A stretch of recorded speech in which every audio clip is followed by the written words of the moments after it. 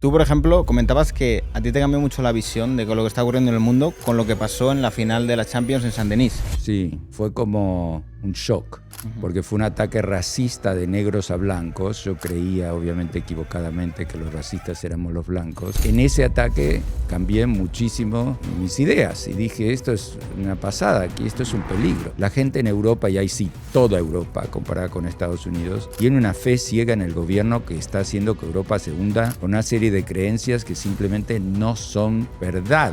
¿Tú compartes la preocupación que tiene Elon con la inteligencia artificial? En las veces que discutí con Elon en mi vida, que lo conozco desde el año 2006, cada vez que yo discutí mucho con él, en general, él tenía razón y yo no. Así que, digamos, Elon está en el espectro autista. Él es un autista de alto funcionamiento, altísimo funcionamiento, pero los autistas tienen obsesiones como él, lo de ir a Marte. Todo tiene sentido para ir a Marte. ¿Tú crees de verdad que 100% va a llegar a Marte? Sí. ¿Crees que de verdad tenemos una crisis demográfica a nivel global o que somos demasiados? Porque tenemos visiones muy dispares dependiendo a quién le preguntes. No somos demasiados, el mundo podría tener el doble de gente y no pasaría nada. Ese es un susto ecologista. Por ir zanjando, Martín, ¿cómo ves el fenómeno Trump, la llegada, todas estas batallas que está habiendo últimamente? Digo, pero esto es una locura. De repente yo veo lo del 2 de abril y digo, pero esto de confundir los déficits y superávits con tarifas o aranceles. Y ahí me di cuenta que la derecha se había escindido, se había dividido en dos. La derecha nacionalista de Trump y la derecha constructivista de Elon.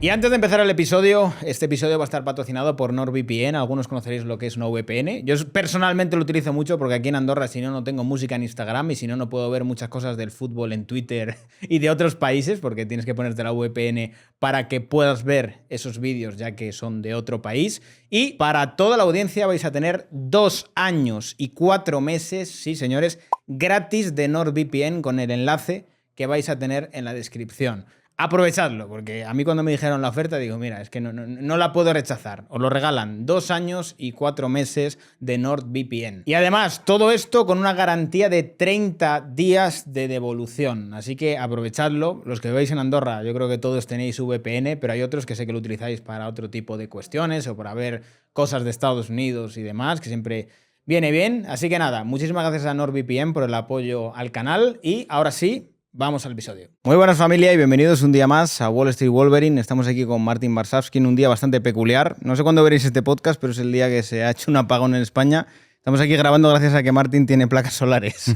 Si no, no podemos estar grabando. ¿Qué tal, baterías. Martin? Y baterías. Bien, muy bien. Cuéntame un poco cómo has vivido este día, porque yo creo que es un día bastante peculiar para todos. Sí, bueno, digamos, yo soy un prepper, ¿no? Es decir, uno de esos que se preparan para las tragedias o las inconveniencias. Entonces tengo, así como la pandemia, ya estábamos listos para la pandemia, hoy estamos listos para esto. Entonces la casa tiene paneles solares, baterías, Starlink, neveras, todo. Aquí funciona todo. Pero eso no quita que no esté muy preocupado por todo el resto de la gente, que por supuesto no es prepper. Y además tratar de entender lo que está pasando, ¿no? Porque es insólito lo que está pasando y no hay explicaciones. Ya van 6 horas, Pedro Sánchez no dio la cara, nadie salió a decir lo que pasa. Inclusive podrían decir, no sabemos lo que pasa, pero tenemos 2.000 personas trabajando, no sé, algo para tranquilizar a la población. Me parece que me recuerda todo el tema de Valencia cuando ocurrió, que no se entendía bien qué pasaba, que la Dana, y aquí tampoco se entiende bien. Está claro que no tener energía causa enormes problemas en los hospitales, en el metro, en los ascensores, en todos lados. Llevando tantos años como llevas aquí en España, Martín, ¿cómo has visto la evolución que ha llevado España? Porque hemos visto que en los últimos meses te ha dado bastante por opinar sobre la situación política, pero ¿tú cómo has visto esta evolución del tiempo que llevas en España? Bueno, España era un país que le iba increíblemente bien en los años que yo vine, en el 95, del 95 al 2008. Yo diría que fue como la nueva edad de oro de España. Total. Tanto Felipe González como Aznar, digamos, había buenos gobernantes de la izquierda, de la derecha. Había un espíritu de competir, de triunfar, de construir. Y después las cosas con Zapatero empezaron a caer. Y después, digamos, fue a peor. este país hizo mucho y todavía tiene grandes ventajas, pero realmente este último periodo, estos 5 años de Pedro Sánchez han sido desastrosos. Tú, por ejemplo, comentabas que a ti te cambió mucho la visión de lo que está ocurriendo en el mundo con lo que pasó en la final de la Champions en Saint-Denis. Sí. ¿Qué te hizo ver esa final? Bueno, yo era, digamos, se podría decir un progre, una persona que hoy podría ser catalogada como progre. Y el incidente que vivimos con mi familia, mi esposa y mis 2 hijos más pequeños en Saint-Denis fue como un shock, porque fue un ataque racista de negros a blancos. Yo creía, obviamente equivocadamente, que los racistas éramos los blancos, y nos atacaron, nos robaron, me robaron todas las entradas de la final, nos empujaron, se reían de mis hijos, asustaban a mis hijos, mira el blanquito, y... Es decir, lo decían en francés, pero regarde l'enfant blanc, y se reían. Y fue un horror. Y entonces dije, bueno, Europa, esto es un peligro para Europa. Sí. Además, lo que vimos en Saint-Denis es un reemplazo total. Todo el barrio, toda la gente, ya digamos, franceses no quedan. Y toda esta gente de África del Norte, de países musulmanes que tiene una actitud súper agresiva contra los europeos. Y fue un poco como sentir que Europa abrió las puertas a algo que la va a terminar estrangulando, ¿no? Como cría cuervos y te sacarán los ojos. Y entonces en ese ataque cambié muchísimo mis ideas y dije, esto es una pasada, aquí esto es un peligro. Sí, además que es bastante honorable porque hay gente que le cuesta mucho cambiar de opinión, incluso cuando lo viven en el día a día y siguen como en esa situación de decir, yo quiero todavía seguir pensando lo mismo a pesar de que la realidad me dice otra cosa. Sí, no, me costó ciertas amistades y gente que, como diciendo, bueno, lo que te pasó a ti no le pasa, es muy raro. Pues yo decía, bueno, no es tan raro porque éramos miles siendo atacados por decenas de miles. Había muchísimos fans y además la prensa progre lo trató de poner como una cosa de los fans del Liverpool contra los fans del Real Madrid, que era una mentira ¿verdad? Total. Eran los fans del Real Madrid y del Liverpool haciendo escudos humanos juntos, protegiéndonos de las bandas de bestias que nos atacaban. Y respecto a todo esto, Martín, tú que vienes más del ambiente tech y demás, ¿por qué crees que el ambiente Silicon Valley y tech se volvió como tan woke? Bueno, no todos, es decir, hablemos de que se volvió woke al principio, pero ahora hay un cambio enorme en todo eso, dirigido por gente como Elon Musk, a Marc Andreessen, Peter Thiel, a quienes yo conozco, a los tres, y los tres eran progres también. Elon Musk era progre, todos eran progres. Pero lo que pasó con el wokeismo es que se pasó, fue como una cosa que la gente... Y además lo que hizo fue atacar el modelo económico, porque si tú tienes que tomar al tonto de la raza justa y no al inteligente de la raza equivocada, terminas con una empresa que no funciona. Entonces las empresas empezaron a reaccionar diciendo basta con esto del DEI, del Diversity, Equity and Inclusion, porque nos vamos a empobrecer, es decir, somos las mejores empresas del mundo, somos las Magnificent Seven, somos las responsables del éxito de la bolsa, que la bolsa norteamericana sea el 60% del valor de todas las bolsas del mundo. Es decir, el 5% de la población tiene el 60% del valor de todas las bolsas del mundo. Pero eso se empezó a erosionar al elegir gente por su color de piel o su género y no por su talento en la computación. Y respecto a todo esto, ¿crees que, por ejemplo, a Europa le va a costar más salir de todo este fenómeno woke y Estados Unidos ya está en ese proceso de salir? ¿Y eso también va a llevar a que muchas empresas, digamos que punteras, se vayan a Estados Unidos? Bueno, yo creo que Europa no es una y hay muchas situaciones diferentes en Europa. Yo admiro a Polonia, a Suiza, el proceso que está ocurriendo en Italia ahora, que está tratando de salir del pozo en el que están metidos. Así que el problema más grande yo veo es en Francia, en España, en Inglaterra, pero digo, no toda Europa, ¿no? Suecia está haciendo un esfuerzo muy interesante de salir del wokeismo. Alemania votó a la derecha, está bien que censuraron al AfD, pero Merz es la derecha de Scholz. Así que Europa es un tema complejo. Yo creo que Europa también se da cuenta de que cometió errores que afectan mucho la productividad, pero son diferentes a los de Estados Unidos. Europa no era tanto con el wokeismo y el género y la raza, aunque algo de eso había y hay. pero es mucho más el tema de la burocracia excesiva. Es decir, Europa ama, la gente en Europa, y ahí sí, toda Europa, comparada con Estados Unidos, tiene una fe ciega en el gobierno que está haciendo que Europa se hunda con una serie de creencias que simplemente no son verdad. Y respecto a todo esto, con todo el fenómeno que está viendo en la inteligencia artificial, ¿crees que toda la innovación se puede ir para Estados Unidos? Porque estamos viendo a Trump que quiere apostar mucho por ello. Ya se fue, digamos. Es decir, no se puede ir, ya se fue. Yo trabajo en Estados Unidos y vivo en Europa. Acabo de estar un mes en Estados Unidos y cada vez que puedo voy. Lo que pasa es que me encanta vivir en España, pero a nivel de trabajo hago todo ahí o casi todo ahí. Tenemos 2.200 empleados en Estados Unidos y unos 40 en España. El tema es que en Estados Unidos el sistema capitalista con ciertos impedimentos, pero funciona. Y en Europa ya no se puede decir que funciona. Hay tanta intervención del gobierno en tantas cosas, está todo tan regulado desde la Unión Europea.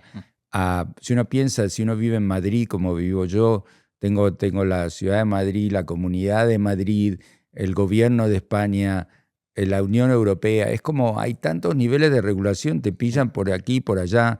Por ejemplo, nosotros perdimos 21 millones de euros en una empresa Gogo Network que queríamos hacer robots autónomos de los que hay por Miami y por Estados Unidos, y los perdimos porque no nos dieron los permisos, porque el gobierno no nos dio los permisos. Teníamos los robots en Zaragoza, en Madrid y en otras partes de Europa y no conseguimos que nadie nos diera los permisos. O los Teslas, mi Tesla en Miami se conduce solo. Yo me paso media hora en el Tesla sin tocar el volante y aquí está todo prohibido. La ventaja del Tesla no se nota en Europa, que es que se conduce solo. Bueno, pasa también con los iPhone, que no ponían el Artificial Intelligence que le han metido. Bueno, la Apple Intelligence. No, Europa es como que eso que dicen que América inventa, China copia y Europa regula. Y entonces es patético, porque lo primero que hacen con la inteligencia artificial es regularla, con todos los temas cuánticos, regularlos. Es decir, es una pena. Es decir, Europa tiene que quitar muchísimas capas de regulación porque hay muchos europeos súper capaces. Es más, cuando uno estudia las empresas más exitosas de Estados Unidos, muchas están creadas o dirigidas por europeos, pero el tema es que se van porque aquí está difícil de hacer cosas. Yo hice Yastel en un momento, eolias renovables, y ahora ya hasta que no cambie el gobierno no voy a hacer nada porque es muy difícil que te estén regulando todo el tiempo. No. Y que tampoco tienes ningún incentivo porque encima ni te van a dar las gracias ni te lo van a facilitar. Sí, después hay una cosa con el gobierno de Pedro Sánchez como antiemprendedores, ¿no? Los emprendedores, en vez de ser creadores de trabajo, somos unos ricos de mierda, ¿no? En vez de darse cuenta que, por ejemplo, un país como Suiza, ¿por qué el sueldo mínimo en Suiza es algo así como 4.500 euros al mes? Es decir, el suizo más pobre, el que te atiende en el Burger King, gana 4.500 euros al mes. Y puede ahorrar también. Y puede ahorrar y puede... Sí, la vida es más cara, pero vive mucho mejor que el mileurista aquí. ¿Por qué? Entonces la respuesta es porque Suiza tiene los pobres más ricos del mundo, podríamos decir, pero también tiene los ricos más ricos del mundo, y eso no es casualidad.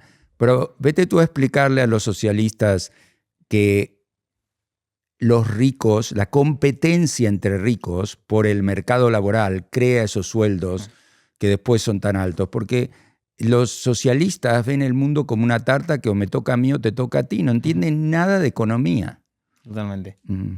¿Tú crees que la gente está demasiado tranquila con la inteligencia artificial? ¿Con la velocidad que está llevando? Porque yo veo al usuario medio de inteligencia artificial que a lo mejor interactúa un poco con las herramientas, pero no las explota hasta el nivel que puede explotarlas y creo que no es consciente de lo que se va a poder llegar a hacer con ella.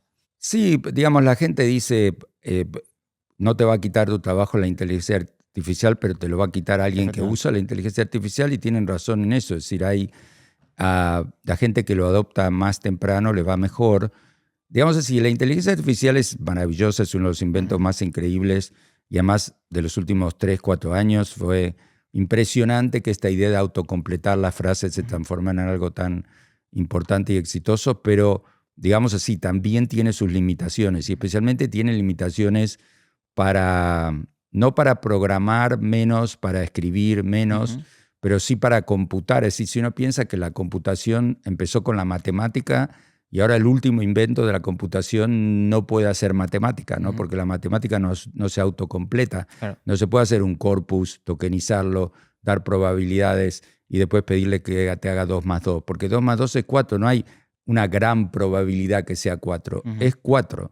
Entonces, la inteligencia artificial es incompleta para lo más importante de la humanidad por ahora. Entonces, ahora nosotros tenemos dos tracks que van en paralelo. Una son los LLMs y otra es la inteligencia artificial que se está aplicando a modelos de biología, química, análisis matemático. Digamos, hay 2 tracks porque todavía no podemos unir eso. Los LLMs, cuando se encuentran con problemas matemáticos complejos, van a otros modelos para conseguir la respuesta y vuelven hay un elemento frankensteiniano ahí que no es todo un modelo.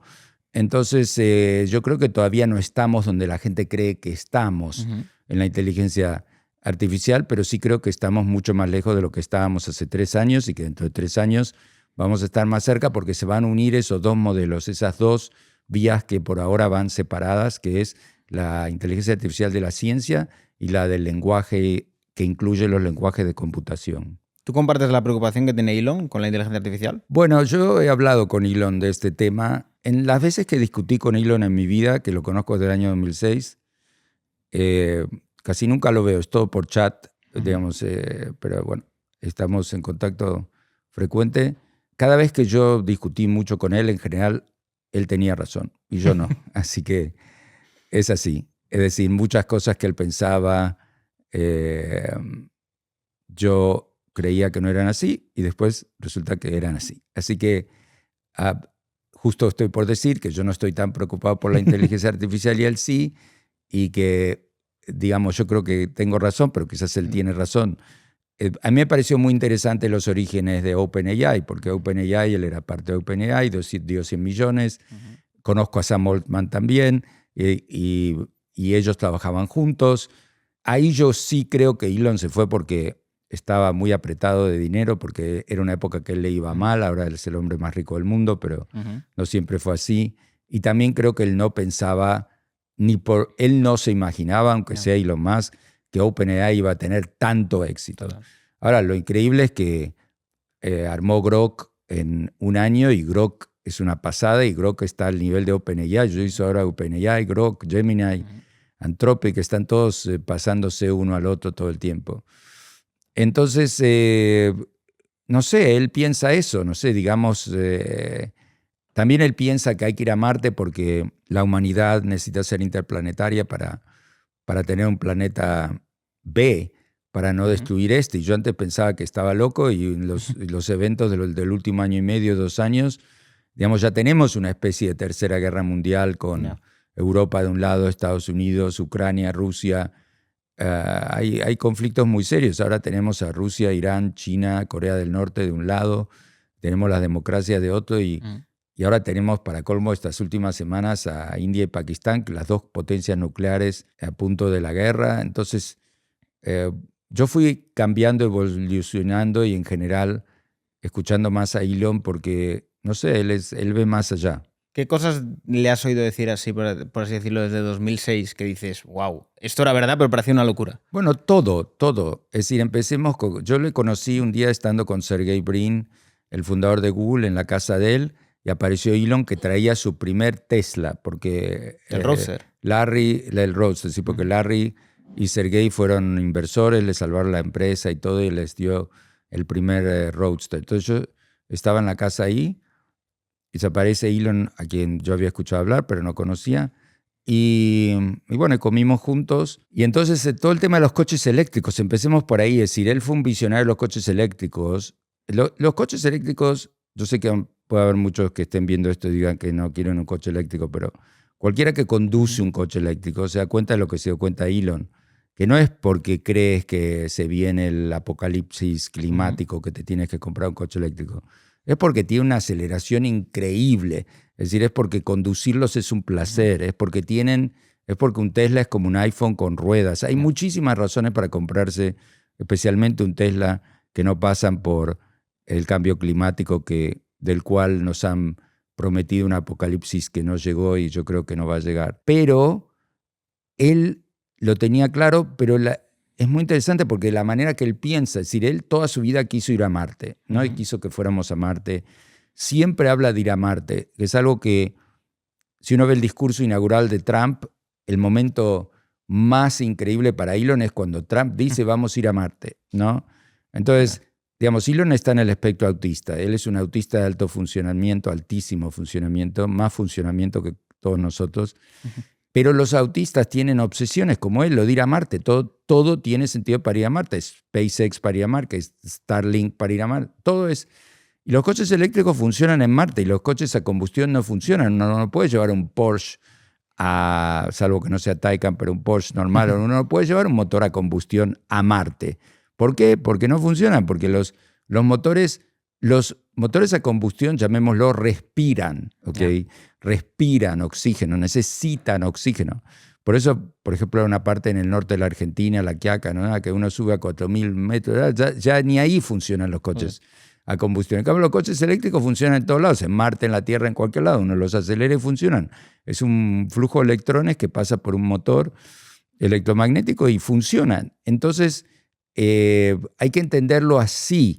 Entonces uno dice, bueno, pero ¿cómo es que él era tan visionario de los coches eléctricos?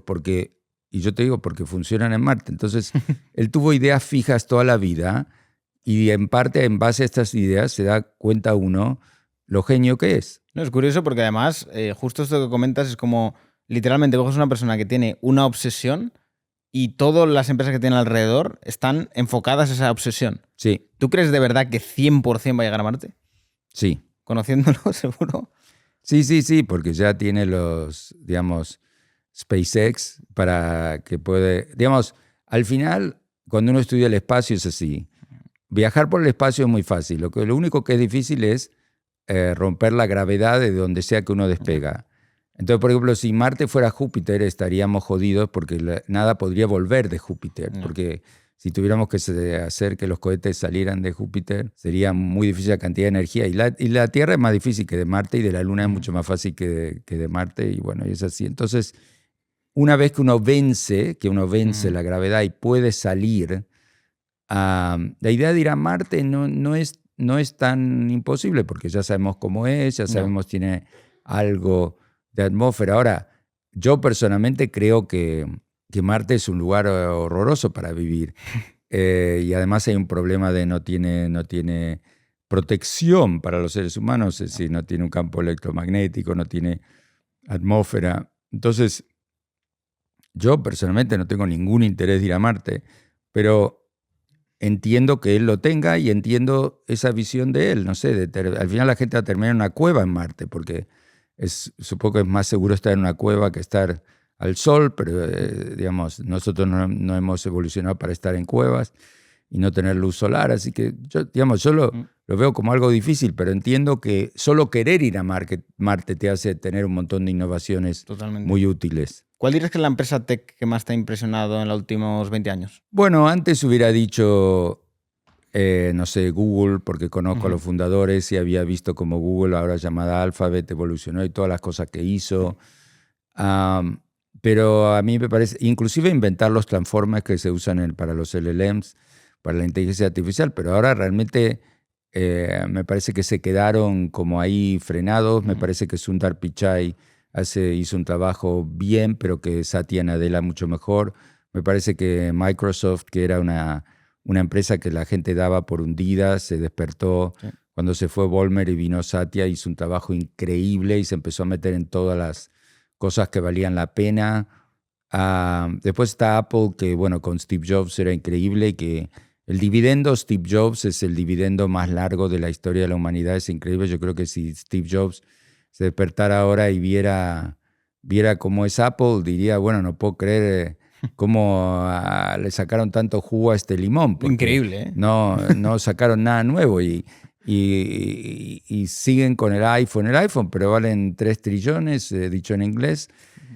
Digamos, es muy exitoso. Ahora, yo creo que las empresas de Elon, volviendo a las empresas de Elon, son las que antes yo no les prestaba tanta atención como grandes empresas, pero a nivel de innovación, por ejemplo, todo lo que está haciendo Elon con la robótica, lo que está haciendo Tesla con la robótica, la integración de la inteligencia artificial y la robótica es lo más interesante del futuro y Tesla es la empresa más avanzada en eso. Después SpaceX manda más cosas al espacio que todos los gobiernos del mundo juntos. Así que el conjunto de empresas de Elon yo creo que son las número 1 ahora del mundo y son las más admirables. Las otras tienen toques que están bien, como Meta tiene algunas cosas y esto que hizo la inteligencia artificial open source está muy bien, pero con eso no vas a crear tanto valor. Después a Meta le queda bastante valor por desarrollar en WhatsApp y todos los días estamos todos pegados a WhatsApp y a Instagram. Facebook ya casi no lo usa nadie, pero lo demás sí.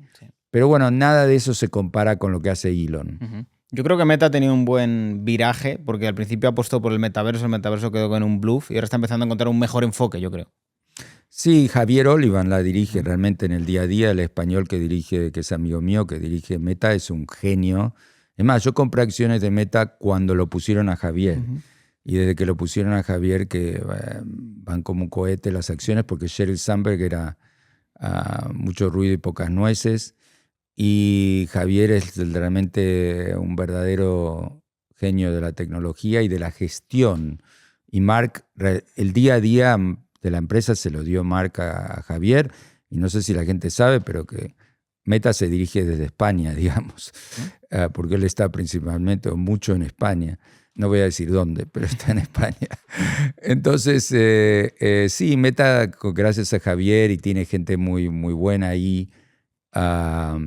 Después hay cuestionamientos de se puede hacer sobre el modelo publicitario, hasta dónde llega el modelo publicitario, que a mí me parece que el modelo publicitario es importante porque la gente no le gusta pagar suscripciones, aunque muchos pagan, pero no es tan común pagar suscripciones.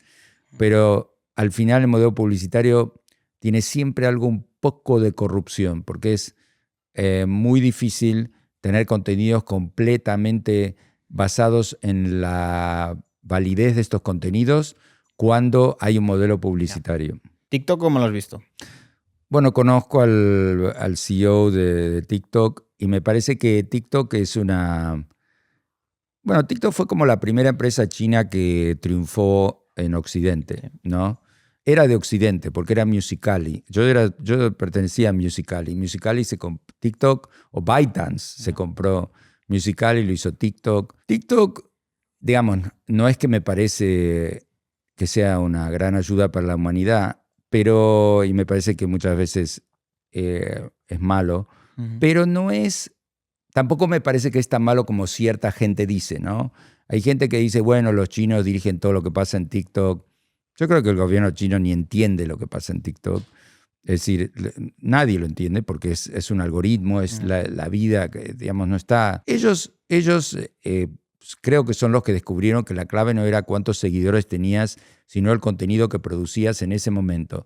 Entonces, entonces lo genial de TikTok es que fue más democrático porque cualquier persona que producía algo genial se le daba relevancia en ese momento y no hacía falta que tuvieras 5 millones de seguidores. Yo creo que también una de las cosas que más gustaba es el hecho de cualquiera, aunque no tuviera muchos seguidores, si tú conseguías que a lo mejor un pequeño vídeo tirara bien, tiraba mucho más que lo que tiraba en cualquier otra red social. Y eso hacía que más gente quisiera entrar con la facilidad que tenía de viralizar. Sí, yo creo que X le está copiando eso. Digamos, cada vez es menos importante en X la cantidad de seguidores que tienes, sino la calidad de tu contenido. Que eso está bien, es una buena idea porque es más democrático. No sé, en vez de haber una oligarquía de gente que son los autores de contenido y tienen un monopolio de contenido y que si no eres Ronaldo no puedes poner nada que a nadie le interese. Ahora sale alguien de cualquier lado y que es bueno para hacer contenidos y escala, y eso está muy bien. Lo que es súper curioso que, por ejemplo, plataformas como YouTube le han salido siempre competidores, pero ninguno se ha llegado a acercar ni siquiera un poco. Súper curioso porque hay otras redes sociales de ese nicho que dices, bueno, tienen competidores, pero YouTube yo no le pondría muchos competidores. Bueno, TikTok es un competidor de YouTube y Instagram con los vídeos, pero YouTube es como el papá de todos, ¿no? Y es bueno, yo conozco muy bien o conocía trágicamente a la mujer que lo dirigió por tantos años, Susan Wojcicki, que murió de cáncer hace poco. Y conocí a Chad Hurley, conocí cuando YouTube nació y cuando Chad Hurley lo tenía antes de vendérselo a Alphabet o a Google, y lo seguí tantos años y todo, y es un gigante publicitario y solo por sí solo debe valer un tercio de lo que vale todo Google. Pero bueno, ¿por qué? Porque tiene todos los formatos, tiene formato largo, formato corto, formato Reels, formato... Y después hay una cosa que es que la gente va a una plataforma, se queda, hay una fidelidad con la plataforma. La gente se engancha con Instagram, o se engancha con TikTok, se engancha con YouTube. Y YouTube tiene, no sé, uno puede aprender a tocar la guitarra con YouTube, aprender alemán, o digamos, hay un formato ahí que es muy especial y que los hace ser tan líderes. Yo creo que también hay una parte cultural de que ya nos hemos acostumbrado a que las cosas están en YouTube cuando queremos buscarlas. Entonces, cuando quieres ver un videoclip, sabes que lo van a subir a YouTube. Si quieres buscar un tutorial, casi que lo buscas en YouTube, porque si no en el otro va a estar en un formato más corto. Entonces yo creo que ese formato más largo ayuda a que la gente te vaya a buscar ese tipo de cosas. Sí, estamos de acuerdo. Y también hay algo, sí, un factor de predictibilidad, porque tampoco es tan bueno ese algoritmo que te está siempre diciendo lo que tendrías que ver. La gente quiere un poco de autoría, y para tener autoría hay que tener un circulito de búsqueda y hay que poder buscar lo que uno quiere y que no siempre te lo busque otro. No, total. ¿Tú crees que puede llegar a haber una nueva revolución en las redes sociales, cambiando el concepto que tenemos actualmente? Sí, porque siempre la subo. Si no es que sepa cuál será el formato, pero sí. Yo vengo siguiendo el fenómeno desde la época de los blogs, que yo tenía un blog y bloguear era muy una manera de expresarte, y después surgieron... MySpace. Y todo, sí, desde antes, eso, MySpace. Entonces, MySpace, Friendster, todo. Entonces, el tema es que llegan momentos en los que parece que ya nadie te va a destronar, pero como decía antes...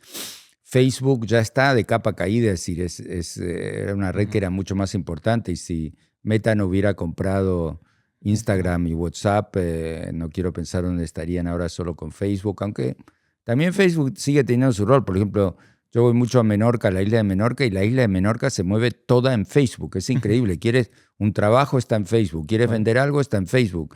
De repente hay comunidades que se mueven como 100% por Facebook, ¿no? Es interesante y tiene mucho poder y todavía tiene mucho valor. Ahora, con respecto a las nuevas redes o qué podría haber, por lo menos si yo tuviera que comentar algo sobre la novedad de las redes, es la interacción entre las inteligencias artificiales y los seres humanos.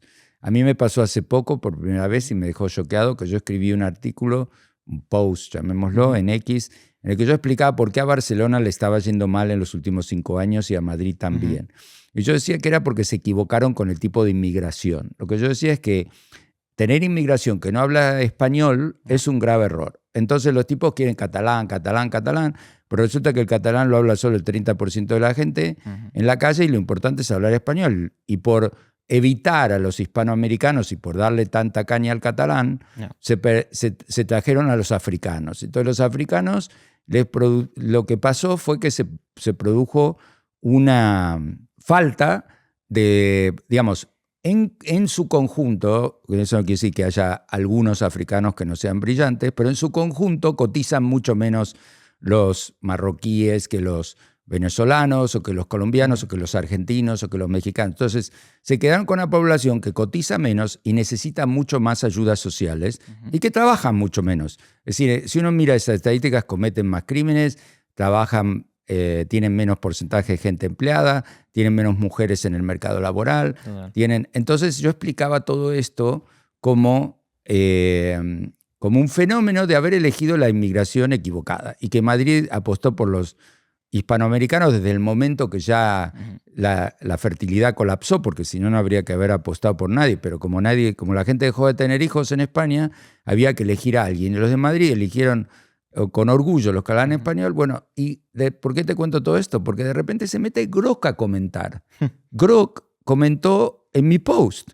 Y entonces yo se lo mando a Elon y le digo, Grok está comentando en mi post. Y hasta él se quedó sorprendido de que Grok comentaba, pero después él puso un post que sí, porque debe haber preguntado a alguien de X y se habrá enterado que Grok empezó a comentar en los posts. Entonces, y ahí además hizo un comentario muy bien, muy técnico, como si fueran ya casi como las notas, ¿no? Como mejorando, apoyando mi argumento y mejorándolo. Y entonces yo dije, wow, ahora tenemos un nuevo actor un nuevo actor, los LLMs, las inteligencias artificiales. Entonces ya antes, digamos, si uno piensa cuál fue el éxito de Twitter contra Facebook, ¿no? Entonces el primer éxito de Twitter fue que te hicieran ver que algún desconocido podía ser mucho más interesante que tus amigos. Es decir, tenías a tus amigos y de repente venía un desconocido en Twitter y era más interesante que tus amigos porque Facebook era todo tus amigos, tus amigos, tus amigos. Es un círculo cerrado que no te enseña nadie más. Claro. Entonces uno creía que lo mejor eran tus amigos. Y después viene Twitter y dice, no, mira, estos que no conoces, que ni siquiera tienen que ser llamados amigos porque los vamos a llamar seguidores, pueden ser más interesantes que tus amigos. Yo creo que lo nuevo va a ser, los LLMs van a llegar a ser más interesantes que tus seguidores, ¿no? Entonces es como, no quiere decir que van a ser todos un ambiente de bots súper inteligentes, porque vamos a pasar de los bots comprados idiotas a bots inteligentes o bots súper inteligentes. Pero yo creo que la novedad, si me preguntas una novedad en todo el mundo de las redes sociales, yo creo que va a ser la entrada de actores programáticos brillantes en tu vida social. Es que yo es muy curioso porque estoy viendo choques generacionales de uso en redes sociales de cómo lo uso yo, cómo lo usan las nuevas generaciones y cómo lo usa la gente más mayor. Es como que la gente más mayor se ha quedado en Facebook, los que estamos un poco entre medias de esa generación más mayor y digamos que los más jóvenes, nos quedamos en Instagram, Twitter, X ahora, y los nuevos están totalmente en TikTok. O sea, no los sacas de TikTok. Sí, puede ser eso, estamos de acuerdo que sí. Yo soy raro porque tengo 65 años y estaba en TikTok antes que nadie, pero cuando era Musical.ly, pero ¿y qué le veías estoy de acuerdo. a Musical.ly? No, porque yo estoy siempre, cada vez que aparece algo nuevo, lo pruebo, qué sé yo, y no sé, programo y me meto en todas estas cosas y no se me va la curiosidad. Pero sí reconozco que no soy el típico usuario de mi edad. Entonces, sí estoy de acuerdo contigo que hay una separación de edades y esa separación de edades tiene mucho que ver como todo en la vida. Si tú vas a una discoteca porque están tus amigos y tú te metes donde están tus amigos. Entonces, si tus amigos están en Instagram, te metes en Instagram. Y si eres más pequeño, o, digamos, tus amigos están en TikTok. O mis hijos, yo tengo 7 hijos, entonces veo todo porque van de 34 años a 8 años y veo los millennials, los Gen Z, todo, y los que todavía no tienen ni nombre la generación. Veo dónde están cada uno de ellos y veo cómo se comunican. Snapchat también. Ahí está en el medio para algunos. Entonces, sí, hay un tema generacional, pero también hay un tema de que a veces las redes superan su entorno generacional cuando sacan algo que realmente, no sé, choquea, estimula a la gente, porque mi madre tiene 86 y está todo el día en X. Okay, así que y me manda cosas y estoy en Instagram. Está en Instagram y X mandándome cosas. Así que es como, bueno, no sé si es algo Barsaski de estar siempre ahí metido en la tecnología, pero claramente hay gente que trasciende mucho porque le parece que consigue algo muy especial. ¿Cómo ves este fenómeno de que el cuarto poder haya pasado a las redes sociales? Antes lo tenían los medios de comunicación, ahora parece que las redes sociales te pueden cambiar unas elecciones. Sí, sin duda. Digamos, yo creo que yo estuve durante 11 años y acabo de renunciar al consejo de Axel Springer, así que estuve muy metido en los temas de periodismo, porque Axel Springer es dueño de Bild, Die Welt en Alemania, de Político, de Business Insider, y vi lo que se podría decir la decadencia de los medios tradicionales. Los medios tradicionales están en decadencia y las redes sociales están en auge, y esto ocurre hace 25 años que ocurre esto. Eso no quiere decir que no va a haber más medios tradicionales, la gente sigue viendo tele y algunas cosas así. Eso lo sé porque hace poco empecé a salir en la tele en España en toda mi campaña para tratar de lograr que cambie el gobierno en España, y vi que la tele tiene mucho auge todavía, es decir, que la gente te para por la calle, te dice esto, lo otro. Así que hay que ser políglota, digamos, si uno quiere comunicarse, hay que saber hablar todos los lenguajes de las diferentes redes. Yo no te hablo igual a ti que hablo en la tele o esto o lo otro, claro, porque sé que hay otro tipo de audiencia, pero a mí me parece que tu planteo es correcto en el sentido de que si uno simplemente mira las horas que la gente pasa en los medios tradicionales y las horas que pasa en redes sociales, se ha dado la vuelta a esto en las últimas 2 décadas totalmente, y ahora deben pasar, no sé, el 80-70% en redes y 30% en medios tradicionales, y antes era al revés. ¿Hay algún punto de inflexión para que tú digas quiero meterme más en esta batalla política en España? Bueno, yo estoy metido en la batalla política en España en el sentido de que doy mi opinión sobre lo en general malo que es este gobierno de Pedro Sánchez para España. Ahora, no lo hago, digamos, yo hace muchos años que estoy metido en la política sin ser político. Yo soy un tecnólogo, un empresario de tecnología, un emprendedor, pero yo desde la época de Felipe González y Aznar, digamos, bueno, en España, pero también yo estaba en el consejo de la fundación de Clinton, o ayudo mucho a Milei, viajé con Milei, le organicé. A mí cuando los políticos que me gustan me piden algo, yo lo hago. Y, por ejemplo, cuando Milei me pidió hacer su primera gira por Estados Unidos, un grupo de amigos de tecnología, Matt Travisano, Demian Reidel, yo lo organizamos. Y así que yo estoy siempre listo y les paso ideas. Yo me escribo con los políticos, no con Pedro Sánchez ni con Yolanda Díaz, pero con los otros políticos. Les doy ideas, les digo, pero esto, lo otro, ¿qué te parece? Y a veces les gustan las ideas. También me preguntan. También soy una persona en España quizás de las que más entiende a Estados Unidos. Entonces, y me pasa lo mismo con Argentina. Cuando el presidente argentino le quiere pedir ciertas cosas al gobierno americano, a Elon, me preguntan, porque bueno, yo viví la mitad de mi vida en Estados Unidos y entiendo más, pero no voy a ser, nunca acepté ser nada hace tantos años. Me acuerdo Felipe González un día me invitó a comer y me dice, tú te tienes que presentar a las elecciones para ser presidente de Argentina. Esto era de Argentina, no de España. Y yo le dije, no, yo no voy a ser político, yo voy a ayudar al poder político. Pero a mí me encantan mis empresas de fertilidad, 300.000 bebés que nacieron, la genética, la biotecnología, todo lo que yo hago. Yo no voy a dejar todo lo que hago transformando ciencia en empresas para ser político, porque a mí me parece que lo que yo hago es duradero. Han nacido 300.000 bebés de mis empresas y tenemos un contador de bebés, ayudo a familias, no sé. Sí, quizás un político ayuda también, pero en general los políticos más daño causan que ayudan. Los mejores políticos son los que se borran, digamos, que hacen que el poder político no sea tan fuerte. Total, y que no esté presente, que parece que no existen. Sí, que dejan actuar a la gente. Totalmente. Coméntame un poco lo de empresa de fertilidad, que me parece muy interesante y yo creo que hace mucha falta. Yo empecé como después de haber hecho Yastel, Eolias Renovables y empresas en diferentes sectores, volví a mis raíces, porque yo estudié 4 años de medicina, iba a ser médico, después murió mi papá, nos quedamos sin plata y dije, bueno, voy a ser emprendedor y empecé a hacer, la primera empresa que hice fue de biotecnología y fue con un argentino que ganó el premio Nobel, César Milstein, en los años 80. Y después me dediqué a otras cosas, como las telecomunicaciones, internet, las renovables. Y después no podíamos tener hijos nosotros con mi esposa y yo ya tenía 4 hijos, después los 3 menores fueron ayudados por los tratamientos de fertilidad y entonces me entusiasmé con el tema y empecé me acuerdo que el rey Juan Carlos una vez me llamó para no sé, me invitó a la zarzuela para charlar y me preguntó, estábamos a solas y me preguntó cuál era el problema más grande de España. Y yo le dije que no va a haber España, ese es el problema, que España va a desaparecer.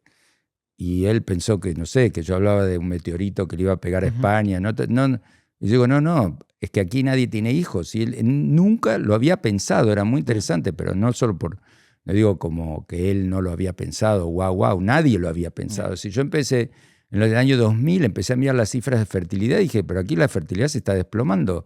Este país no va a ser, la España que me gusta no va a existir más, esto va a ser otra cosa, no sé. Aquí no va a haber, va a ser España sin españoles y un país no es su geografía, es su gente. Es más, yo creo que si uno agarra a la gente de España y la lleva a la Argentina, que es lo que yo vi cuando era chico, porque cuando yo era chico en Argentina había muchos españoles que se habían escapado de Franco, esto y lo otro, y era como tener España en Argentina, no era como tener Argentina con españoles, ¿no? Entonces la gente es los países, y de un lado, del otro, y entonces yo empecé a entusiasmarme con la fertilidad. Hice primero Prelude Fertility, que son las 83 clínicas que tenemos en Estados Unidos y en Canadá. Después Overture, que esa sí está en España, en parte en España, que hace los robots, que hace la automatización de los laboratorios de fertilidad. Después Gameto, que hace unos ovarios artificiales, que hace que uno pueda hacer una FIV, sacar los ovocitos, es decir, sacar los óvulos al tercer día, no al 14 día, no usar hormonas, no darle las hormonas a la futura madre y madurar los ovocitos en ovarios artificiales para que el proceso dure 3 días y no 14. Uh-huh. Ese se llama gameto. Entonces ahora yo soy el presidente de Prelude, el presidente de Overture, el presidente de gameto. Y después estoy en el consejo, no soy presidente de la empresa del útero artificial Vitara, que está haciendo un útero artificial para salvarle la vida a los bebés prematuros y para que los bebés prematuros, en vez de meterlos en incubadoras y forzarlos a que respiren cuando no se puede, cuando no pueden respirar y se mueren o terminan con secuelas horrorosas, para salvarle la vida a los bebés prematuros. Eso es lo que hace Vitara. ¿Crees que de verdad tenemos una crisis demográfica a nivel global o que somos demasiados? Porque tenemos visiones muy dispares dependiendo a quién le preguntes. No somos demasiados. El mundo podría tener el doble de gente y no pasaría nada. Ese es un susto ecologista. Pero además está claro que ahora China digamos, va a pasar de 1.400 millones a 700 millones. Corea está desapareciendo con una fertilidad de 0,7. Japón está desapareciendo. Digamos, es un tema, los únicos que siguen teniendo bastantes hijos son los africanos y la gente en Medio Oriente, no todos los países, pero muchos países que tenemos aquí cerca. Por eso vemos las pateras y todos los africanos que llegan y nos da esta sensación que el mundo está lleno de gente, pero Europa casi la fertilidad está bajísima, hay que tener 2,1 de fertilidad para que la población se mantenga igual y el gran éxito que es Francia tiene 1,7, después digamos que no es un éxito, pero igual, porque también el tema de los inmigrantes, porque hay gente que dice, bueno, tengamos inmigrantes, pero no solo me parece mal en el sentido de que, como digo, un país es su gente y no, uno no dice, voy a tener otra gente. Y digo, bueno, ok, genial, pero vas a tener otro país, no sé. Yeah. Pero bueno, no importa, más allá de ese discurso, porque hay gente, obviamente inmigrantes súper valiosos y yo soy también un inmigrante, me considero valioso para España y las cosas que hice, pero más allá de eso, me parece que es la proporción. Si uno tiene algunos inmigrantes, genial, especialmente los que trabajan, los chinos que trabajan muchísimo, o los indios que trabajan muchísimo. Tener una gente así, como Estados Unidos, se beneficia de gente como Sundar Pichai, Satya Nadella, los que hablé antes, son todos de la India, pero esa inmigración masiva, descontrolada, ilegal, que no colabora, que chupa de los servicios sociales, es un problema y no es la solución para la fertilidad. La solución para la fertilidad es tener hijos. Entonces yo soy, más allá de los 7 hijos que tengo yo, estoy siempre tratando de hablar del tema porque me parece que nosotros queremos mantener el mundo que recibimos y no tener otro mundo que no tiene nada que ver. ¿Cómo se gestiona tener 7 hijos? Tiene que ser todos recursos humanos prácticamente. Tenemos un chat. El de 8 todavía no está en el chat, pero de 12, 13, 18... 30, 32, 34, todos en el chat. Pero bueno, es interesante, es maravilloso. Te digo, es maravilloso, es lo mejor que hice en mi vida. Mis hijos son mi gloria. Los chicos es educarlos y los grandes te educan a ti. No sé cómo decir. Un día se transforma en diste y un día empiezas a recibir, ¿no? Especialmente mis hijos mayores que son doctores en inteligencia artificial, en neurociencia, que fueron a muy buenas universidades y que son brillantes y que me encanta escucharles. Entonces, y después el de 18 que también acaba de... Bueno, mis hijos son todos, no sé, por la ciencia. Mi papá era astrofísico de Harvard y debe haber algo genético porque todos nos dedicamos a la ciencia. Mis hijos también.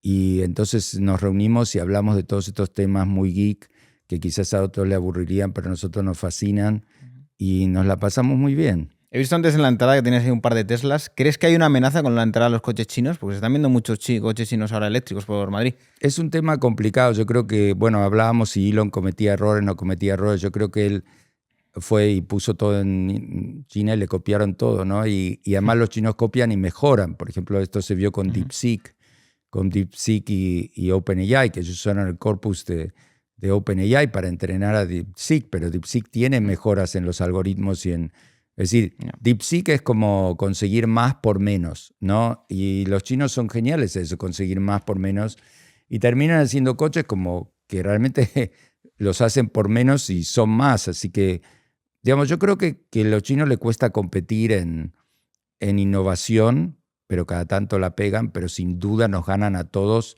en la capacidad de implementar innovaciones. Es Y decir, que además tienen unas fábricas que automatizan los procesos de una manera espectacular, o sea, que van sí, solas. Sí. Ellos, exacto, porque uno diría que hay tantos chinos, ¿por qué se están tan obsesionados en que...? Pero ellos tienen las ideas claras, no como la gente en Europa que dice, no, mejor vamos a parar los coches autónomos. Es decir, Europa tiene estas cosas que por un lado el horror de Oscar Pierre, que es un amigo y que ahora lo están en Globo y todo digamos, toda esta cosa socialista, pero el socialismo tiene esta doble cara. Se van contra Oscar Pierre, que le da trabajo a más gente que nadie, y después se van contra los robots porque le van a sacar del trabajo a los de Oscar Pierre, que igual lo quieren meter preso. El socialismo es un monstruo de muchas cabezas. Entonces, yo creo que los chinos la tienen clara, volviendo a los chinos, y se dan cuenta que el futuro es la inteligencia artificial de los robots y que la gente también, por supuesto, es la creadora de la inteligencia artificial de los robots. Es decir, una manera de ver esto es que por ahora los países que más robots tienen en todo es Japón y Alemania, y son los que menos paro tienen. Así que, así como yo dije antes que había una correlación en que haya muchos ricos y que a los pobres le vaya muy bien en Suiza, también hay una correlación entre tener muchos robots y que no haya paro. No. Digo estas cosas porque el socialismo ve a los robots como causantes del paro, a los ricos como causantes de pobreza, cuando esas son falsas dicotomías y que el Japón y Alemania probaron de que cuanto más robots tienes, menos paro tienes. Hablando de socialismo, Martín, tú que conoces bien Argentina, ¿cómo has vivido toda esa etapa del socialismo que había en Argentina y esta etapa de cambio que ha llegado con Milei? Yo no daba 2 duros por la Argentina. Me parecía que la Argentina estaba perdida y que nunca iba a mejorar. Y de repente viene Milei y me llena de ilusión. Y yo digo, si este tipo gana, yo compro bonos argentinos, acciones argentinas, un campo en Argentina. Y la semana que ganó compré todo. Compré los bonos, acciones y un campo de 32.000 hectáreas en Mendoza. Y estoy tan contento con Milei. Es decir, Milei es como lo que nunca creí que íbamos a poder ver. Es que es una locura. Una persona que hizo que el sueldo promedio de los argentinos en diciembre del 23, cuando él subió, era $450 por mes en el sector privado y ahora es $1.200 por mes. Ya está acercando los sueldos. Ya la gente se va a ir de España a la Argentina de vuelta, ¿no? Entonces estoy fascinado con lo que él hace, lo ayudo en lo que puedo a él, a Toto Caputo, que es otro genio, a Sturzenegger, que es absolutamente brillante.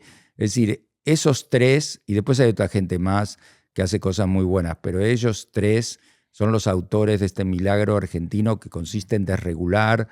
Es lo que habría que hacer en España, eliminar el despilfarro, esta cantidad absurda de funcionarios. En Argentina creían lo mismo que hoy se cree en España y de un día para otro dejaron de creer y el país despegó. La gente aquí cree que la economía le va muy bien, pero no se dan cuenta que sí, el país crece porque entran tantos inmigrantes que multiplicás 1.000 euros por más gente y más gente gana 1.000 euros. Entonces el PIB crece, pero el PIB per cápita está estancado desde el año 2005 en España. Entonces los argentinos se dieron cuenta de lo que los españoles en masa todavía no se dieron cuenta. Muchos españoles se dieron cuenta, pero no todo el país. Entonces yo estoy muy contento con la Argentina. Yo creo que se valora muy poco la dificultad de lo que ha hecho Milei, sobre todo respecto al tema de la inflación. Sí. Porque haber domado la inflación y con el shock que implicaba domar la inflación no es nada fácil esto. No, es increíble tener 15 puntos de déficit del PIB y tener ahora 1 o 2 de superávit, tener una inflación, hiperinflación de más de 10.000% en el momento que él heredó, a tener una inflación que todavía existe, pero que está muchísimo más controlada, 2%, tener también tantas trabas en la economía, todas estas trabas, estas leyes absurdas, como que hay aquí en España, que no se puede hacer nada, que todo requiere 500 permisos. Si la gente en España tiene la misma idea, este mismo virus socialista que tenía la gente en Argentina, por ejemplo, si en Argentina había una ley de alquileres como la de España, entonces nadie alquilaba sus pisos, ni nadie construía, porque no había un incentivo para construir ni un incentivo para alquilar. Y viene Milei y simplemente derogando la ley, no haciendo leyes nuevas.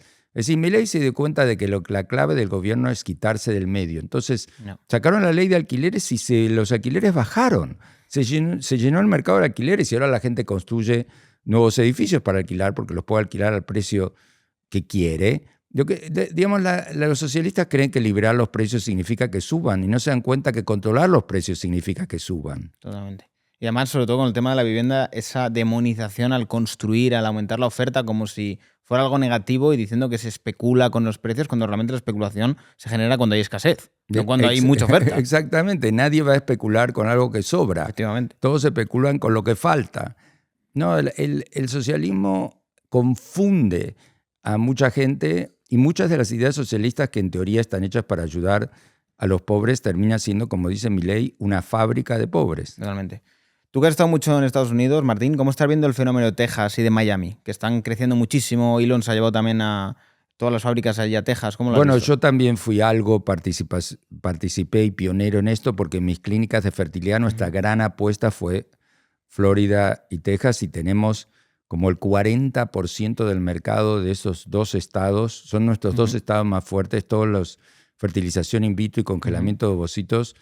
El 40% más o menos de cada mercado lo hacemos nosotros. Entonces, yo hace años, bueno, la empresa la empecé en el 2016, que vengo pensando que Estados Unidos se va para estos dos estados. Yo me fui en Estados Unidos de esos estados, de New York a Florida, pero puse Gameto, la pusimos en Austin, y ahí tengo una cofundadora brillante, una chica serbia que se fue a Estados Unidos, bueno, una genia de 30 años que es mi cofundadora, se fue a vivir a Austin. Prelude se fue de New York a Houston, así que todo lo pasamos nosotros a Florida y a Texas. Conozco muy bien Florida y Texas, estuve hace poco en Florida y Texas, digo hace 2 semanas, vengo de ahí. Y yo creo que el futuro de Estados Unidos es irte de los estados socialistas, Nueva York y California, a los estados capitalistas, que son Florida y Texas. Y hay un boom en esos estados enorme. ¿Crees que pueden empezar a copiar esta estrategia a otros estados? Bueno, de Estados Unidos. Sí. Es decir, hay otros estados que también están tratando de hacer alguna de estas cosas. Muchas pasan por tener menos regulación, por no cobrar otra capa de impuestos muy alta, que es los impuestos estatales, ¿no? Como tienen New York y California, que tienen los impuestos estatales altísimos sobre los federales. Pero también diría que en España, Madrid tiene esa estrategia. Madrid es como el Florida y Texas de España, y por eso a Madrid le va súper bien, y es la locomotora del crecimiento de España. La pena es que de eso tira Pedro Sánchez también. Y además, si te fijas, también el factor seguridad está también encima de la mesa. Madrid es seguro, Barcelona inseguro, Nueva York inseguro, Florida más seguro, Houston, Texas seguro, California inseguro. Yo creo que es muy parecido. Muy parecido, además de que hay otro tema que es el espíritu del ciudadano. En Texas y en Florida nadie espera que el gobierno te arregle la vida y hay que arreglársela solo. Y en New York vino la pandemia y cerraron los colegios por 3 años. ¿Cómo estás viendo también este fenómeno cripto que ha adoptado Trump? ¿Crees que realmente se cree lo de Bitcoin o es un poco un aparato propagandístico para ganar votos? Bueno, yo creo que cada uno tiene su andamiaje intelectual. En el mío, cripto no ocupa un lugar muy grande. Es más, me fue muy bien con cripto por razones insólitas, en el sentido que invertí en algunas cosas de cripto que salieron muy bien, pero nunca me convertí al mundo cripto. Sí me parece que Bitcoin es una muy buena idea y que Ethereum es como cripto programable, pero todos los demás, y los stablecoins también es una buena idea para tener. Pero el stablecoin es como una especie de anticripto, porque el cripto fue hecho contra el dólar y lo que más ahora hay es stablecoin, ¿no? Que es como el dólar. Pero bueno, los stablecoins, Ethereum, Bitcoin, hay algo de valor ahí. También hay algo de valor en la tecnología del blockchain para temas como eliminar posiblemente a los notarios o cosas así. Un mundo donde los notarios serían... Bueno, los notarios que son una figura muy española en Estados Unidos, cualquiera puede ser notario y todo es mucho más barato con los notarios y más fácil. Pero volviendo al mundo cripto, me parece que una gran cantidad de las cosas que se han hecho en cripto son estafas, o son como la estafa que le hicieron a Milei, que le vendieron que el cripto era para ayudar a las empresas argentinas, él se lo creyó, causó un desastre. A mí hace poco me trataron de hacer un cripto que por suerte Elon me devolvió la cuenta, es decir, me hackearon la cuenta de X por un error mío, ¿viste eso que te sale que tu contraseña está comprometida y no la cambié? cambié por muchos lados, me olvidé la de X, me la hackearon y me cambiaron el Two-Factor Authentication, pero Elon, por suerte, le escribí, no sé, en medio de las 3 de la mañana, no sé cómo vio mi mensaje, me devolvió la cuenta y paré el cripto, ¿no? Justo cuando salió, pero digo, me molestó muchísimo. Entonces, y ahí sí que yo estoy a favor de muchas cosas de Trump, pero estoy totalmente en contra de que haya hecho su cripto, el Trump meme coin. Entonces hay muchas cosas que yo veo malas de cripto, pero también otras cosas muy buenas. Es decir, yo a mí me parece bien que exista Bitcoin, bien que existe Ethereum, bien que existan los stablecoins. Y en Argentina ahora mucho menos, porque a Milei les da muy bien, pero cuando yo compré el campo en Argentina, la gente comerciaba en cripto porque los pesos se devaluaban todos los días, ya no sabía cómo usarse, ¿no? Entonces tiene valor cripto, lo que pasa es que no tiene el valor que alguna gente cree que tiene. Yo creo que también lo que ocurrió muchas veces es que hubo una etapa en el cual prácticamente todo lo que sonaba cripto subía y la mayoría no tenía ni utilidad ni tenía realmente trasfondo de nada. Era pura especulación y al final en la práctica hay 4 cosas que valen un poco y el resto es humo y humo y humo. Estamos de acuerdo. Sí, o sea, yo es que llevo también muchísimo tiempo en el sector y con el tiempo cada vez te vuelves más maximalista de Bitcoin y confías en más pocas cosas porque en la realidad te das cuenta de que hay mucha promesa pero bastante poco desarrollo y luego realmente poca gente que quiera utilizar la tecnología, quitando a lo mejor un sector financiero o el desarrollo de ciertas apps en Ethereum o demás. Pero es complicado porque también el usuario no quiere adaptarse a todo eso porque es difícil. Hay que hacer esfuerzos. No, es como, mira, ¿por qué me dedico yo a la fertilidad? Porque si tú tienes 40 millones de personas y estos 40 solo tienen 20 millones de hijos y después estos 20 solo tienen 10 y después estos 10 solo tienen 5 y después ya no tienes país. Entonces me parece que sin fertilidad no hay futuro y que nos tenemos que, digamos, a mí me parece que yo trabajo en algo que me da mucho significado a mí. Más allá de mis 3 hijos menores nacieron con tratamiento de fertilidad y mi sobrino, digamos, me encanta el mundo porque me parece que los bebés son el futuro de la humanidad y que sin bebés no tenemos humanidad. Me parece algo muy importante. Después viene alguien de cripto y me dice, ¿pero tú te das cuenta que Mastercard nos está robando? Y yo digo, que Visa nos está robando. Y yo digo, mira, yo uso Mastercard y Visa, la verdad no siento que me roban cada momento. Y si vamos a bajar en la comisión del 1,5% porque tampoco es que Bitcoin te regala nada, porque los transaction fees de Bitcoin son muy altos. Transaccionar en Bitcoin y después inventan el otro para que Lightning para que sea más barato y todo. Pero yo digo, ¿qué problema estás solucionando con cripto? ¿Por qué no vienes a ayudarme a mí a que más gente tenga bebés? No sé, o pensemos curar el cáncer, o pensemos tantas cosas importantes que hay en el mundo, tener agua potable, tener vivienda, tener... Todo eso me parece mucho más importante que el cripto. Yo lo que creo que a veces mucho de lo que ocurre con cripto es que se pone un escenario maravilloso en el cual lo usan pocos usuarios y funciona bien. Pero tú coges esa misma red, la cargas realmente de muchas transacciones y el coste aumenta, como pasa con Ethereum, exactamente. Sí. Y es un problema que no se sabe solucionar. Sí, el gas es siempre siempre lo que pasa en cripto muchas veces es como que si realmente lo solucionas, vuelves a tener otro Visa y Mastercard. Es decir, entonces todo este invento pasa porque tener a los mineros. Por ejemplo, es verdad que es genial lo de los mineros y todo, y uno dice, wow, qué bien un Bitcoin los mineros, y para comprobar que tu Bitcoin sea tu secuencia de números, porque al final un Bitcoin es una secuencia, que esta secuencia sea correcta, voy a tener a los mineros. Está todo súper bien pensado, pero es carísimo. Por ir zanjando, Martín, ¿cómo ves el fenómeno Trump, la llegada, todas estas batallas que está viendo últimamente? ¿Cómo está viendo esta estrategia que está viendo Trump para negociar aranceles?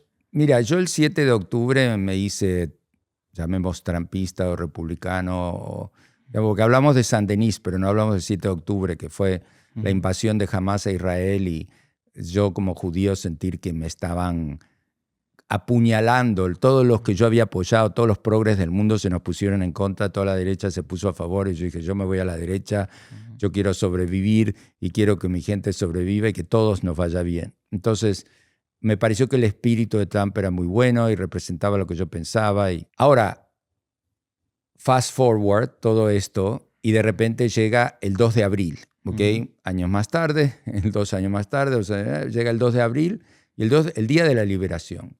Y entonces en el día de la liberación yo estoy mirando la transmisión por mi ordenador, como tele, pero yo nunca veo tele en la tele, veo todo en el ordenador y digo, pero esto es una locura. De repente yo veo lo del 2 de abril y digo, pero esto de confundir los déficits y superávits con tarifas o aranceles, me pareció como una especie de tergiversación de la realidad enorme. Y ahí me di cuenta que la derecha se había escindido, se había dividido en dos. La derecha nacionalista de Trump y la derecha, llamémosla constructivista de Elon, ¿no? Y empecé a ver, y también en mi comunicación con él y con mucha otra gente, que había dos derechas, que se había separado la derecha, que es una separación que también existe en España y en otros países, pero por suerte no existe en Argentina, porque en Argentina la derecha libertaria es la derecha mayoritaria, aunque también existe la derecha nacionalista. Pero no quiere decir que la derecha libertaria no es patriótica, porque Elon es un patriota y todos los demás son patriotas, pero no son suicidas. Es decir, el tema, muchos de los anuncios de Trump eran autoflagelo, es decir, uno tiene las empresas más valiosas del mundo, al punto que fue a Tim Cook y fueron todos y le dijeron, mira, si sigues así se hunden los mercados, nos hundimos todos, los iPhones los hacemos en China, los podemos hacer en otro lado, pero no los podemos hacer en otro lado pasado mañana. No. Y si le metes unas tarifas del 170% a nuestros iPhones, los americanos te van a estrangular y ni de coña te votan en las midterms que vienen ahora. Entonces fue como un shock. El 2 de abril fue un shock para mí. Yo igual apoyo a Trump con ciertas cosas, el antiwoquismo, lo apoyo con Israel, lo apoyo con una serie de ideas que me parecen razonables, pero no lo apoyo con los aranceles y no lo apoyo. Es decir, también la derecha tiene esta gente que dice los globalistas. Y entonces le dicen, no, por ejemplo, cuando uno estudia Franco tuvo dos periodos en la vida. Sí, uno que le fue fatal, que era nacionalista autarquista, y otro que le fue mejor cuando se abrió al mundo, ¿no? China tuvo dos momentos. El momento horrible de Mao, donde todo era chino y todo era un desastre, y si decías, abrías la boca, te colgaban. Y después vinieron los reformers Deng y todos estos Deng, y se globalizaron y les fue genial a los chinos. Es decir, no sé cómo decir, mira cómo sería el Barcelona o el Real Madrid si solo tuviera jugadores españoles. No quiero decir que sería pésimo, pero puede ser mejor con jugadores de todo el mundo. No sé, sin duda el Real Madrid y el Barça no serían lo que son si les prohibieran tener jugadores de otros países. Entonces la gente dice, globalistas. Y uno dice, mira, no sé, como si te parece que el mundo está lleno de insultos raros. No sé, también la izquierda dice que el gran reemplazo es un racista. Está lleno de insultos, pero al final estas cosas tienen su razón. Uno puede creer en el gran reemplazo y si no te gusta el nombre de reemplazo, te lo podés llamar como sea, pero el resultado es que hay, no sé, que un tercio de los bebés que nacen en una maternidad en Cataluña son de padres no españoles. En matemáticas. Y sí, es lo que es. Y lo mismo con eso que llamas globalismo. Digamos, si no te gusta el globalismo, ¿qué vas a hacer? Es como, no sé, decían Madagascar, que le metieron unos aranceles altísimos porque decían, Madagascar nos vende 2 billones de vainilla y nosotros no le vendemos nada a Madagascar, pero si los de Madagascar son unos muertos de hambre que no pueden comprarte nada y tú eres el país más rico del mundo y por suerte te venden la vainilla porque después haces helado de vainilla, que es lo que más te gusta comer, porque a los americanos les encanta el helado de vainilla y ahora que van a pagar mucho más por el helado de vainilla para que los de Madagascar no les compren nada. Entonces me pareció como una especie de gran ignorancia, como que era el triunfo de la ignorancia. Y ahí me puse bastante en contra y empecé a hablar en contra de eso. No en contra de todo, pero sí en contra de eso. Y la verdad que Elon, ni que hablar, Elon dijo que Peter Navarro, el que dirigía toda esta política de los aranceles, era inteligente como una bolsa de ladrillos y que era un idiota. Puso directamente un moron, que es como un idiota.